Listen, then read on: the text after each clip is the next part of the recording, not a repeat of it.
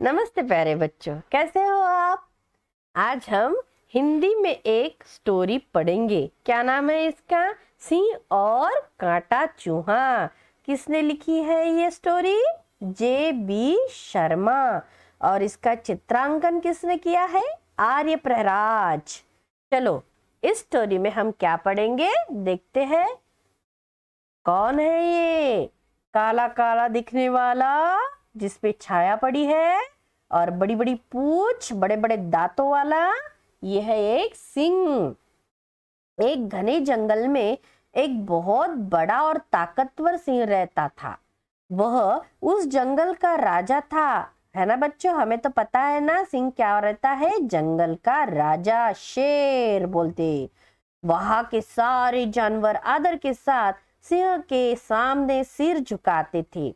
वे सिंह से डरते भी थे क्योंकि वह बहुत खूंखार और ताकतवर था।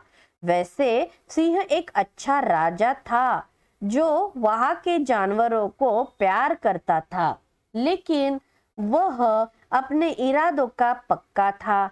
शासन के कामों में मदद के लिए राजा ने एक मंत्रिमंडल भी बनाया हुआ था। क्या बनाया था राजा ने? मंत्रिमंडल बनाया था, क्योंकि जंगल का कानून अच्छा चले, व्यवस्था अच्छी चले, इसीलिए मंत्रिमंडल बनाया था। उसका एक मंत्री लोमड़ बड़ा चालाक और समझदार था। राजा सिंह ने प्रायः उसकी सलाह मानता था। कौन मानता था सलाह? राजा मानता था। किसकी सलाह मानता था? लोमड़ की। क्यों? लोमड़ कैसी थी? बड़ी चालाक और समझदार। राजा एक बड़ी गुफा में रहता था। गुफा एक बड़ी चट्टान के पीछे स्थित थी। कहाँ थी गुफा?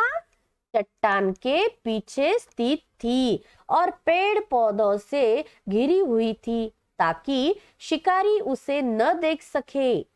मंत्रियों के बहुत से कामों में एक काम सिंह की गुफा को साफ सुथरा रखना भी था, क्योंकि सिंह क्या करता होगा? वहां बड़े बड़े जानवर खाने के लिए लाता होगा और जो कुछ पड़ा हुआ मांस या जो कि त्वचा है जो सड़ जाती है, तो उसे साफ करने का काम भी उसके मंत्रिमंडल का था। गुफा में बहुत झाड़ और बेल बूटे उग आते थे और जानवरों को इन पौधों की काट छाट में काफी मेहनत करनी पड़ती थी।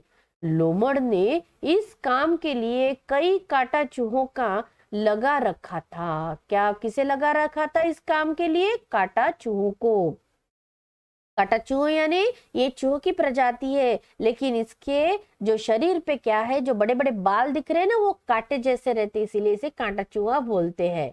काटे चूहे बाग बगीचों के सफाई कर्मचारी के रूप में जाने जाते हैं। वे सिंह की गुफा को सही ढंग से साफ सुथरा रखते। एक दिन जब सिंह काम से लौटा तो वह बहुत थका हुआ था। जल्दी से लेटकर आराम करने के चक्कर में उसने गलती से अपना पंजा एक काटा चूहे के ऊपर रख दिया। देखो बच्चों, पंजा रखने से क्या हुआ होगा? वो कांटे जो है चूहों के ऊपर रहते हैं, वो उसके पंजे में गड़ गए होंगे, है कि नहीं? काटा चूहा के शरीर पर बहुत से तीर जैसे कांटे निकले हुए थे। इसमें से कुछ कांटे सिंह के पंजे में घुसे और उसे घायल कर दिया। उसके पंजे में क्या थी?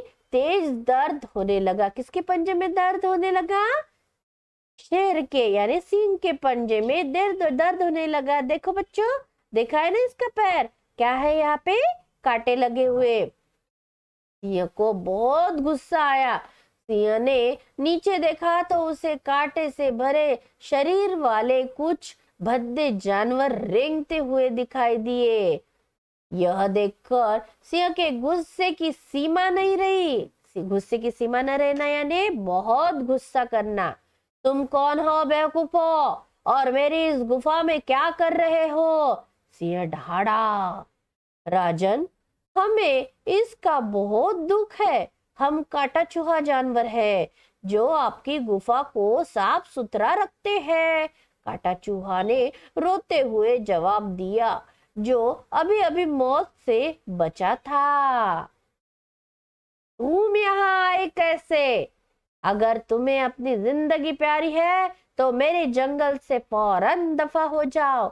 मैं तुम जैसे भद्दे जानवरों को मारने में अपनी ताकत नष्ट नहीं करना चाहता। कौन बोला यह? सिंह। और भी कैसे बोला? दहाड़ के बोला। मंत्री, मंत्री, यहाँ आओ तुम। मैं इन गंदे जानवरों को इस समय अपने जंगल से बाहर देखना चाहता हूँ। सिंह ने आदेश दिया। लेकिन महाराज, इन्हें हमने आपकी गुफा को साफ सुथरा रखने के काम पर लगाया हुआ है। कौन बोली है? लोमड़, है ना? और इनका काम भी अच्छा पाया गया है। लोमड़ ने बड़े आदर के साथ उत्तर दिया। इस पर कोई बहस नहीं, यह राजा का आदेश है और इसका पालन होना ही चाहिए। राजा सिंह ने चिल्लाकर कहा। महाराज, आपके आदेश का पालन करना हमारा कर्तव्य है। आदेश का भी पालन होगा, लोमड़ ने नम्रता के साथ कहा। बेचारा चूहा काटा जानवर बुरी तरह से डरे हुए थे। वे इस जंगल में सदियों से रह रहे थे और इसी को अपना घर समझते थे। लोमड़ ने काटा चूहा जानवरों को स्थिति गंभीरता समझाई। उसने जंगल के एक एकांत भाग में काटा चूहा के रहने का इंतजाम किया। कहा किया इंतजाम?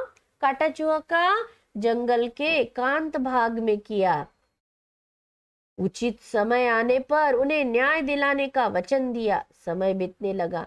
सिंह अपनी राजसी कामों में व्यस्त रहने लगा। अब गुफा की उचित देखभाल नहीं हो रही थी, इसीलिए गुफा में हर तरफ घास फूस और झाड़ियों की भरमार हो गई। गुफा अब साफ सुथरी नहीं रह गई थी। उसमें तरह तरह की कंटीली झाड़ियां उगी आई थी। कंटीली यानी जिसे काटे रहते हैं। एक दिन सिंह जैसे ही गुफा में घुसा, कंटीली झाड़ियों के साथ रगड़ खाने की वजह से उसकी टांगों और शरीरों में बहुत दर्द हुआ। वह गुस्से से भर उठा। गुफा इतनी अस्त व्यस्त और गंदी क्यों है? इतनी अच्छी तरह देख रेख क्यों नहीं की जा रही? सिंह लोमड़ पर दहाड़ा। महाराज, मुझे इसका सचमुच खेद है, लेकिन मैं क्या करूं? आप तो जानते ही हैं कि काटा चूहा जानवर जो गुफा को साफ सुथरा रखते थे, यहाँ से निकाल दिए गए हैं। दूसरा कोई भी जानवर साफ सफाई में काटा चूहा की जगह नहीं ले सकता। राजा शांत हुआ। इसी कारण गुफा इतनी गंदी और खराब हालत में है? क्या काटा चूहा जानवर इतने उपयोगी है? मैंने पहले कभी यह महसूस ही किया नहीं। मैंने सोचा कि वे भद्दे और बेकार जानवर है। सिंह ने सोच विचार करते हुए कहा। महाराज, ईश्वर ने सभी जीवों को किसी न किसी उद्देश्य से बनाया है। इस संसार में सभी जीव अपनी उपयोगी भूमिका निभाते हैं। हमें सभी का सम्मान करना चाहिए, लोमड़ ने सलाह दी। ओ, अब आया मेरी समझ में। मुझे अपने व्यवहार पर खेद है। काटा चूहा जानवरों को इसी समय बुलाओ, राजा ने आज्ञा दी। काटा चूहा जानवरों को तत्काल बुलवाया गया। राजा ने उनसे माफी मांगी और अपने राज्य में उनका स्वागत किया।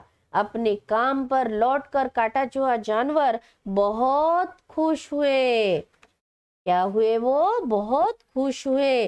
देखो बच्चों, हमें यहाँ से क्या सीख मिलती है कि इस संसार में जो भी जीव है वह सब उपयोगी है। अगर भद्दे भी हो, लेकिन उसकी उपयोगिता से ही उसकी कमाली देख सकते हैं हम।